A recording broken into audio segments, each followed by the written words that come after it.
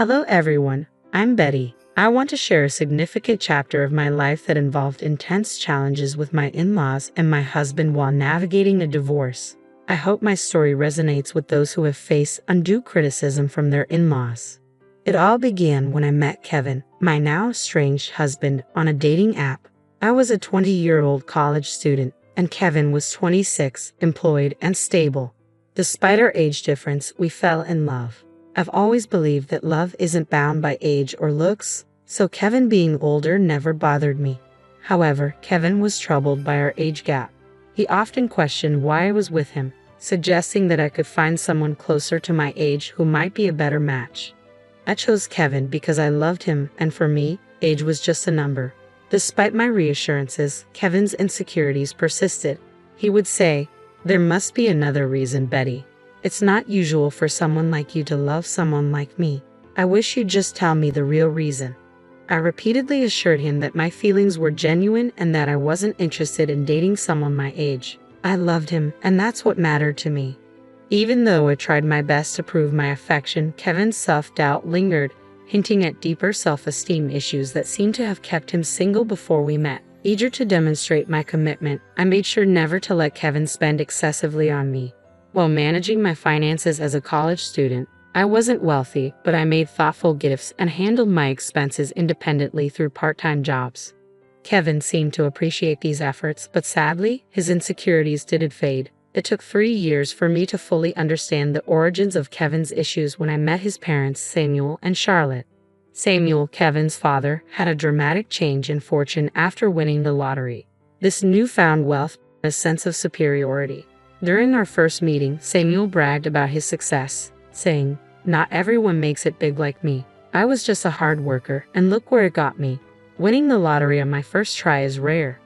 Samuel and Charlotte were proud of their wealth and often implied that Kevin, despite his college education, would never reach their level of financial success. Charlotte suggested that Kevin's previous partners were only interested in his money and left him as soon as they were financially better off. They openly doubted Kevin's ability to make good decisions, which infuriated me. It seemed like they painted every woman Kevin dated as a gold digger, and over time, Kevin began to believe this narrative himself. Their insinuation that I was just another gold digger became an embarrassing and hurtful part of their story. Fed up with their baseless assumptions, I stood up for both Kevin and myself. "I'm sorry, but I have to disagree. Kevin has worked hard to establish his career and will achieve even greater success in time." Samuel retorted, "That doesn't change the fact that women only want him for money. The money we have is ours, but Kevin does co-own the house. Eventually it will be his. Every time these girls see our $350,000 house." I felt a surge of frustration. "I swear, they just see dollar signs," I said, unable to hold back. "I can't speak for Kevin's past relationships, but I'm definitely not in this for the money. I love your son, and that's why we're together. I have no interest in your house." Charlotte's response was dismissive. "Don't worry, Betty. Sometimes it's hard to accept that people can be successful and live in nice houses. You live in a small rented apartment with roommates. You might start desiring it after spending time around our house." Their comments were pushing my patience to the limit. I was on the verge of losing my temper. Kevin heard everything but chose not to respond or defend himself, instead steering the conversation elsewhere. His indifference on the way home was unexpected and hurtful. Once we were home, I knew I had to address the issue directly with Kevin. "Kevin, your parents are being unfair and hurtful towards us. Why did you stand up for me?" Kevin sighed, his frustration evident. "What did you expect me to say, Betty? My past isn't exactly encouraging. I've been used before by people who only saw my parents' wealth and made plans for when they would inherit the house. Even if they're wrong about some things, it doesn't mean they're wrong about everything." The words stung. "Even if those women were after your money, that doesn't mean I am. It hurts that you stayed silent while your family insulted me." Kevin looked conflicted. "You know my family is wealthy now, and maybe they have a point. I'm not accusing you of having bad intentions, but I can see why it might look questionable to others. You don't have parents, and because of that, you might seem more reliant on my inheritance." His words were almost too much to bear. "What you're suggesting is absurd." "Kevin, I've never pressured you to spend on me. Not having an inheritance doesn't make me a gold digger." But Kevin remained stubborn, unwilling to see my perspective. I love you, and that's what matters, Kevin said, dismissing any need for further discussion. While some might have found comfort in his declaration of love, I couldn't shake the feeling that he still harbored doubts about my intentions. I tried repeatedly to address the issue, even suggesting therapy to help him see things more clearly, but he refused, insisting there was nothing wrong. As time went on, I began to distance myself from his family. We got engaged right after I graduated from college, and I secured a decent job that allowed me to start saving for our wedding. We shared the wedding expenses equally and married when I was 23. However, the next 4 years of our marriage were rocky. Kevin frequently visited his parents and returned increasingly distant and upset. I knew Samuel and Charlotte continued to poison his mind, still branding me as a gold digger despite my pleas for him to reduce contact with them. Kevin persisted in seeing his parents often, and their negative influence began to deeply affect his view of our relationship. They convinced him that no one could truly love him for who he was.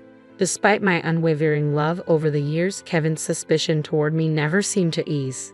The constant need to prove my sincerity became increasingly exhausting.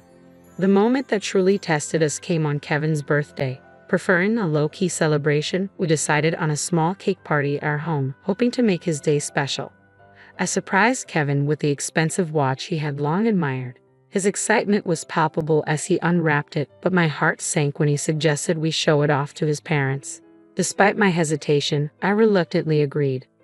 When we arrived, Kevin could hardly contain his enthusiasm. "Mom, Dad, look at this beautiful watch Betty got me. I've wanted it for so long. Isn't it stunning?" His pride was evident. Charlotte responded with a feigned surprise. "Oh, Kevin, it seems she does love you after all. We were quite worried for a while." But Samuel quickly interjected, "Don't be fooled, Charlotte. She's a gold digger. She married our son because of our $350,000 house. Let's not ignore the facts." I couldn't contain my frustration. "Excuse me, why do you think I married your son for your house? I've been working and living in an apartment for years. If age was a concern, why would I marry someone older unless I truly loved him? I assure you, I didn't marry Kevin for his money or your house. I married him because I love him. Surely Kevin can confirm that, right?" To my astonishment, Kevin remained silent. His reluctance to defend me in front of his accusing parents was deeply unsettling. I felt increasingly isolated as he avoided eye contact, sinking under their harsh assumptions. Pushed to my limit, I confronted him. "Kevin, why aren't you saying anything? Your parents have always labeled me a gold digger. How will they ever see the real me if you don't speak up? Why are you so quiet? Tell them they're wrong." Kevin's hesitation was palpable. I don't know what you want me to say, Betty. Maybe my parents aren't completely wrong. There might be a possibility." His words trailed off, but the implication was clear.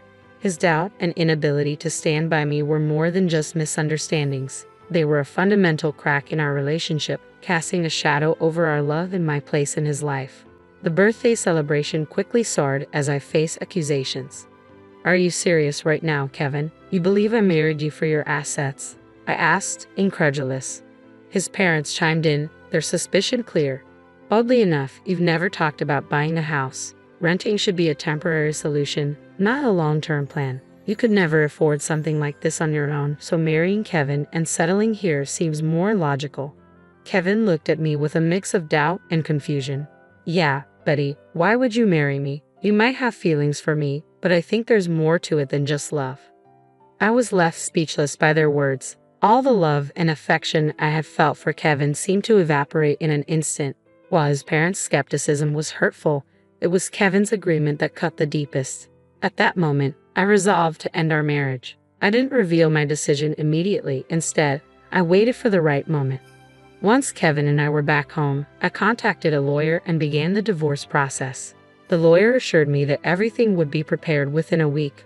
Meanwhile, I moved into a separate room, giving myself some space. Kevin thought I was merely cooling off and had no idea of my intentions.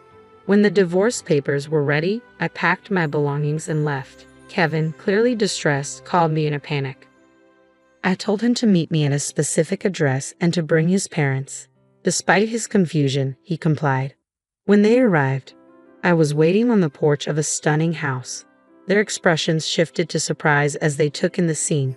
"You must be wondering why I brought you here. I said, gesturing to the luxurious surroundings. It's a beautiful house, isn't it? No one can compare their home to this one. It's worth around $3 million in today's market. Quite expensive, right? The dramatic setting was my way of showing them that their accusations and suspicions were unfounded. I wasn't the person they thought I was, and I needed to make that clear in the most unforgettable way. But it's worth every penny, I continued, pointing to the lavish interior and furniture worth millions. What is this place, Betty? I don't understand why you have access to such a house, Kevin asked, puzzled. Why don't you all come in so we can talk properly? I suggested, brushing off their astonishment as I led them inside. Their eyes widened in awe at the opulent decor that greeted us. The owners had spared no expense in furnishing the home. As we settled into the plush sofas, I took a deep breath, ready to address the elephant in the room. I've made a decision, and that's why we're here, I said, handing Kevin the divorce papers. We can proceed with an uncontested divorce if you agree. Kevin's voice was a mix of confusion and concern. I don't understand.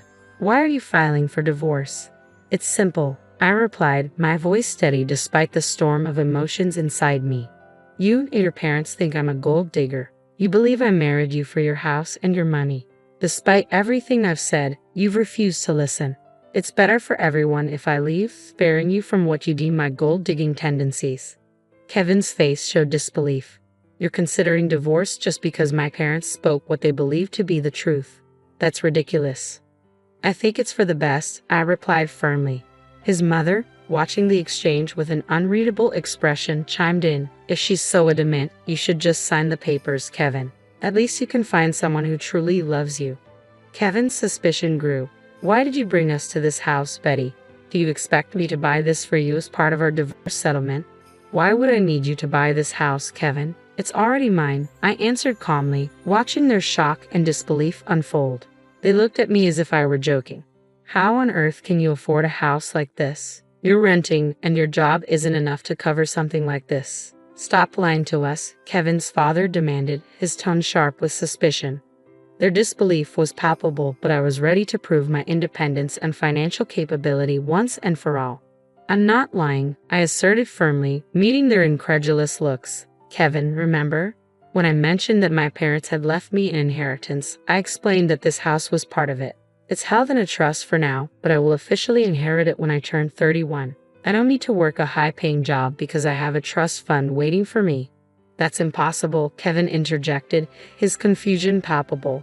Your parents passed away a long time ago. They should have given you the house earlier. My parents anticipated potential exploitation, I explained. They instructed me never to disclose the house or the trust fund. They wanted to protect me from people who might try to take advantage, so they put everything in a trust until I was older. Kevin's mother was astonished. Oh my God, Betty, you should have told us about your wealth. We had no idea you owned such a sizable house. We could all live very comfortably here. Yeah, you should have shared that sooner, Kevin added, looking relieved but somewhat embarrassed. We thought you were after our house. We could have avoided all the misunderstandings. I always knew Betty was perfect for Kevin, his father chimed in, his tone now markedly warmer. She's a great woman. Look how wealthy she is. Kevin found a great match. Their attitudes had shifted so quickly that it was almost dizzying. Even more bizarre was how they seemed to forget about the divorce papers I had brought. I pulled them out, signed them, and said, "Here's my signature for an uncontested divorce. You can just sign these to finalize things. If you want to fight, we can take this to court, but I won't be living with you anymore." Wait, Betty, listen to me.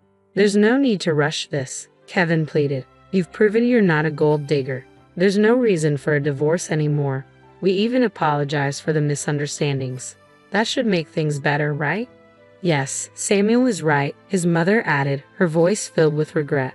We're sorry we doubted you. Despite their apologies and sudden change of heart, the clarity of their initial judgments and accusations lingered in my mind. It reinforced my decision to leave a relationship where trust had to be constantly proved rather than freely given. I don't want your insincere apologies, I said firmly. For 3 years, you allowed your family to berate me and label me a gold digger. I expected you to defend me, but instead, you sided with them and even accused me of the same. I can't stay with someone who doesn't respect his wife. I'm done, Kevin. We can part ways amicably or involve the courts. The choice is yours." Charlotte and Samuel tried desperately to change my mind, pleading with me to overlook the past, but their lack of genuine remorse only fueled my anger.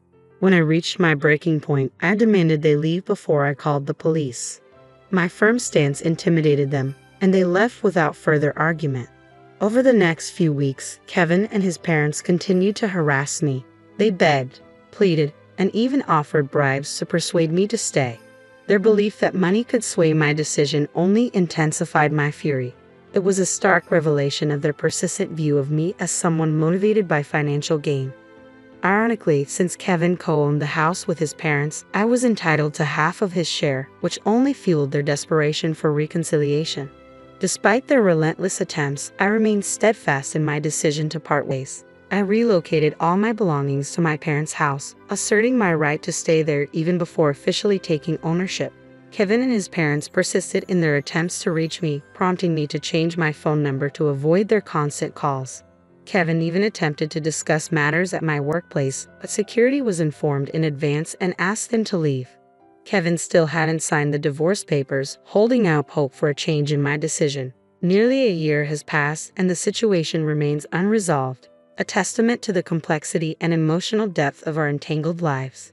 With less than a year remaining until the legal process is concluded, I've managed quite well on my own, finding both happiness and financial stability. While I've gone on a few dates, I'm not considering anything serious at the moment. According to a cousin of Kevin, his family is now worried about having to pay me my rightful share of the house. The legal fees are mounting, and their savings are insufficient. Kevin is even advocating for selling the house, harboring resentment toward his parents for the upheaval they've caused in his life. At this point, I simply don't care about their dilemmas. My only goal is to be free from that toxic family and move on with my life, leaving the chaos and negativity behind.